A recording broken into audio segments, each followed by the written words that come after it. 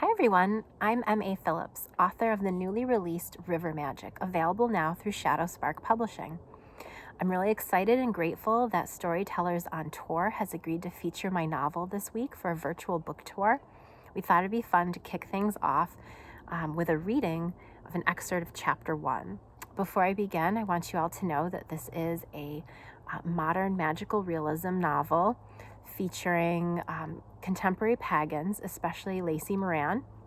This is her coming of age story in which she learns to embrace her intuition, her spiritual path, and new love. So I hope you enjoy it. It takes place in the fictional town of Rock Bay in the very real St. Lawrence River area of upstate New York. Chapter 1. Dream dictionaries are worthless. Other pagans might have one on their bookshelves as a reference. Lacey Moran had 5, and none of them helped her fully untangle the knot of her visions.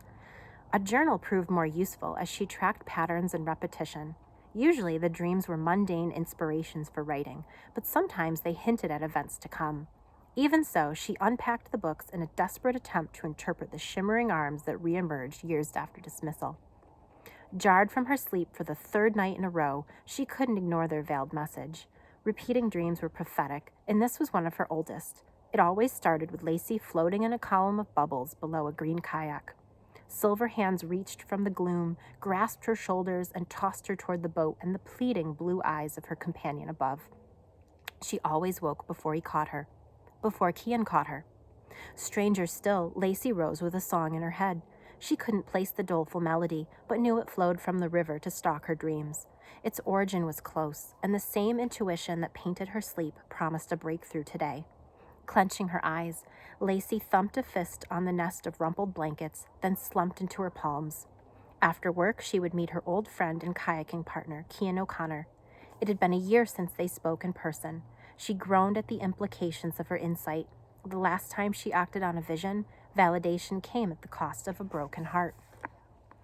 Lacey straightened and sighed at the reality of her messy bedroom. Laundry littered the floor. A half-formed crochet project slouched over her still-open notebook of infant stories. She blinked at the boxes of yarn and books she needed to unpack. The familiar chaos grounded her after yet another nocturnal splash. Her late great-grandmother called their ability the sight, an ancestral term. Her mother, Melissa, taught to trust what she referred to as their little voice. While recent generations tamed their minds like tidy garden beds, Lacey's abilities escaped years of inherited limitation. Much like mint, catnip, or the dream-inducing mugwort, clairvoyance grew wild beyond the clay pots of her forebears. The lexicons, with their disparate symbolism, sat like a pile of discarded flagstones on the carpet by her bed. She revisited each entry on arms last night.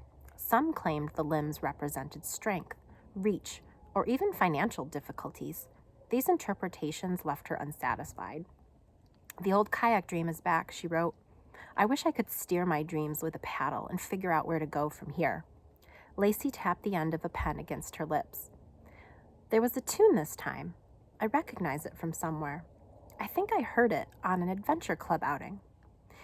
As she dressed and walked to her job at the cafe, Lacey dug through memories, seeking the source of the song.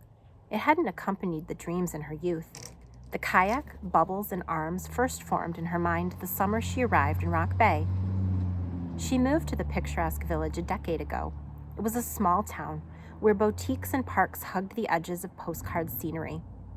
Islands peppered the blue-green ribbon of the St. Lawrence River, some wild and jagged with pink granite, some charming with their tiny cottages.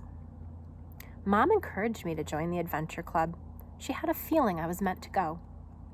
Her mother spoke of their intuition with the same awe and irritation women reserve for their periods, and she usually waited until Dad and Arthur were away. When Mom shared family lore, Lacey listened for clues. The mundane stories centered on birthing cows or unexpected guests. Her pulse skipped at the mention of fairies, but Mom laughed them off as a superstitious holdover from their Irish ancestors. Undeterred, Lacey began a slow but steady harvest of folklore and metaphysical books. She even bought her first dream dictionary. In the march up to joining Adventure Club, the green kayak, blue eyes, and silver hands appeared each night. Lacey knew she had to go to the St. Lawrence River that day. Her heart trembled like an aspen leaf at the possibilities. Now 22, she returned to Rock Bay armed with an English degree and no direction outside of her nebulous dreams. Life would be less challenging if they revealed the best career path. Sighing, she tied her apron strings, set to work, and prayed to secure the song's source. Pour the tea, then add the concentrate, Lacey explained to a new trainee. She demonstrated how to measure each ingredient, then place the steam nozzle into the concoction. I think I get it, a younger woman said. Good. Try making one while I deliver this. Lacey carried the latte to one of their regulars. The tiny bubbles brought her back to that day with Kian. She met him the morning of their first kayak excursion on Lake of the Isles, a sheltered section on the St. Lawrence River. Unfamiliar classmates clustered in the shade as they awaited instructions. Lacey wished her new friend had come, but Lydia preferred them all. Lacey pressed against an eastern hemlock and fidgeted with her sunglasses. She scanned the other students' faces for blue eyes. The chaperones went through their roster, calling names and checking boxes on their clipboards. A teacher struggled through a boy's name. Cyan O'Connor? Some kids giggled. A tall, red-headed boy raised his hand. Kian, he mumbled around a fingernail. The woman carried on. His freckled face turned beet red beneath thick glasses. All right, everyone, who's kayaked before? Another teacher asked. Lacey raised her hand. Kian lifted his digits from his mouth. Mr. Stanley was a slim man with dark curly hair cropped short against his brown skin. He flashed Lacey a welcoming smile. Hi there, you're new to the school, right? I'm one of the English teachers. Lacey gave him a quiet greeting. I saw you and Kian. Kian, right? I saw you raised your hands. You've kayaked before.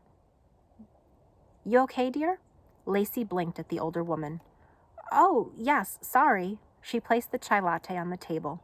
Please tell me if you need anything else. She returned to the counter. Try this. The other waitress offered some of her trial drink. Lacey sipped. You got the flavor right, but we need to work on your steaming skills. The girl wilted. Don't fret, I had to practice a lot too.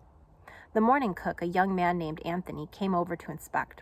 Don't let Mrs. Treadwick catch her favorite waitress spacing out. The girl winced and scurried away, leaving Lacey to deal with Anthony. Oh, you saw that. Not like me, I know. She bit her lip. The chef pressed his hands on his lower back and arched forward. No, it's very like you, and you're doing it more often. What's on your mind? I'm meeting an old friend after work. You don't sound happy about that. She busied herself drying mugs. It's complicated. We haven't talked in a while, but I think I'm ready. Hey, I've been watching you train the newcomers. You're pretty good. Ever thought of becoming a teacher? She grimaced. I don't know. Her mind wandered back to Mr. Stanley. Before entering his 8th grade English class, he was her club advisor. You two know each other? Mr. Stanley gestured to Kian. The boy peered at Lacey from behind his glasses and shook his head. Glare obscured the color of his eyes, but Lacey's chest fluttered with foresight. Wow, what a great opportunity to make new friends. Grab some life vests and a boat. I'll meet you in the water. Lacey studied Kian, but he averted his eyes. They shrugged preservers over their arms. One green tandem remained. Lacey had seen it before. Her heart pounded. Do you want to be in the front or back? She asked. The back. They set the kayak on the ramp and slid it to the shallows. The bottom crunched against the gravel. Lacey slipped in while Kian waited. Then he pushed the boat into the cold river water and climbed in behind her. As they paddled toward Mr. Stanley, she wondered what Kian thought of her thin arms and windswept brown hair. She turned to look at him, but his eyes darted away. Fantastic teamwork, Mr. Stanley maneuvered his kayak to face the experienced kids. You can paddle the open area today. Remember, your whistles are for emergencies. A breeze carried laughter around Lake of the Isles, but their voices weren't among them. Lacey tried to focus on the rhythm of her paddle, dipping right, then left. She peeked over the side for wildlife, but could only squint against sunny reflections.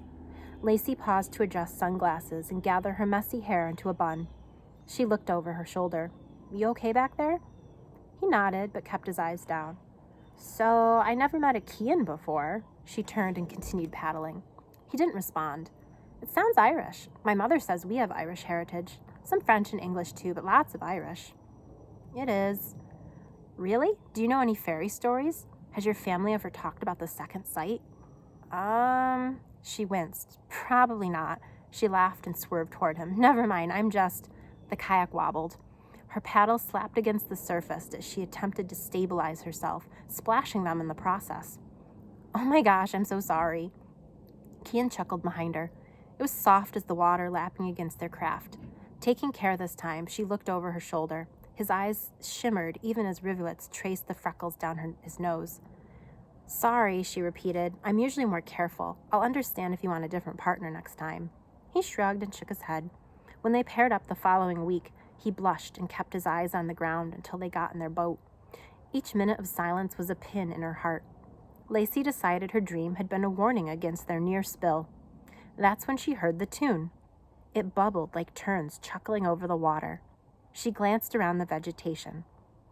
Are you okay? Kian asked. Lacey squinted. You don't hear that? The music ceased with a glug and the swish of reeds. They sat in silence for several minutes until Lacey chuckled. I must have been imagining it. Never mind me. Kian cleared his throat. You said you like fairy tales. Yeah, she squeaked. I guess I'm weird. He hummed. Do you believe in stuff like that? Lacey stared into the water. The weight of unseen eyes sent an ant nest up her spine. I think so. More silence, then. My family has books about Ireland, but no fairy stories. Oh, that's sad. The rest of their club raced across the water.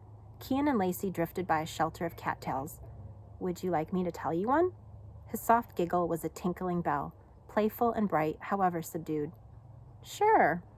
Lacey smiled. She considered whether to start with a story about marrows or selkies. She pushed the silver hands to the back of her mind and wove a tale of river magic for her new friend. So I'm going to stop there on page 8 of chapter 1. I hope you enjoyed that little bit of river magic, and maybe it intrigued you and got you interested to learn more about what happens with Lacey and Kian and what's up with those silver hands and that mysterious tune.